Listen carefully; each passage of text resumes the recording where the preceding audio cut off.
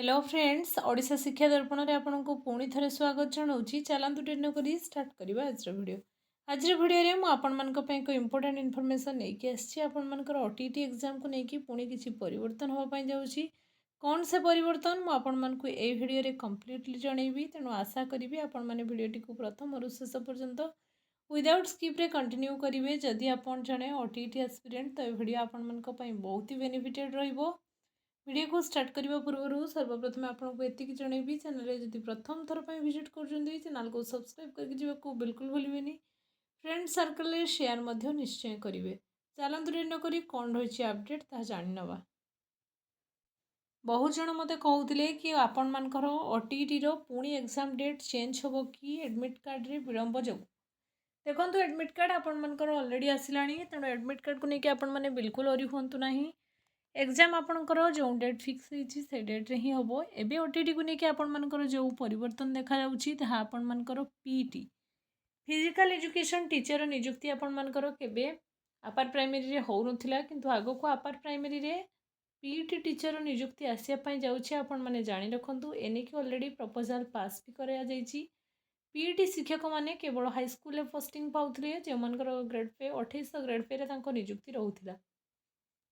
किंतु एबे आपण मैंने देखा पाइबे कि पीटी पीटी टीचर बा फिजिकल एजुकेशन टीचर अपकमिंग आपण मानकर माने जो माने कि ओटीटी पेपर टू एफआर करेंगे with special type of OTT paper two conduct करा जिवो, जेटा अपकमिंग ईयर रू आपण मानकर कंडक्ट करा जिवो। तेणु फिजिकल एजुकेशन टीचर आपण मानकर अपर प्राइमरी रे दबा पाई गोटे प्रपोजल आछि। आ बीएससी एने रिगार्डिंग आपण को क्लारिफिकेशन देनी, किंतु खूब शीघ्र एई ओटीटी रे आपण मानकर ए परीक्षा होबनी, जेहेतु से माने फॉर्म फिलअप करि नाहंती। किंतु नेक्स्ट ओटीटी रे आपण मानकर पीटी पई आपण मानकर गोटे स्पेशल ओटीटी होबो, जेडा रे कि से माने अप्लाई करिवे। ओटीटी पेपर टू से माने देबे। एने कि एक प्रपोजल आपण मानकर आछि। हम आपण मानकु डेट भी देखि दउछि। देखंतु 7 तारिख रे आछि।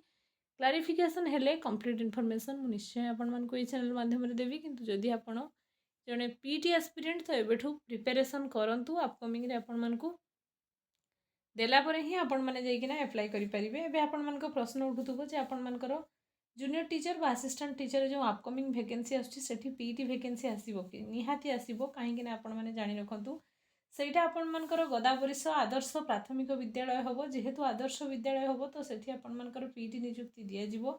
जमती आपण मानकर आदर्श स्कूल जो सब ब्लॉक रे गोटे गोटे से जमी आपण मानकर पीटी और पीटी मानकर ग्रेड पे भी सेठी बहुत अधिक रखाई।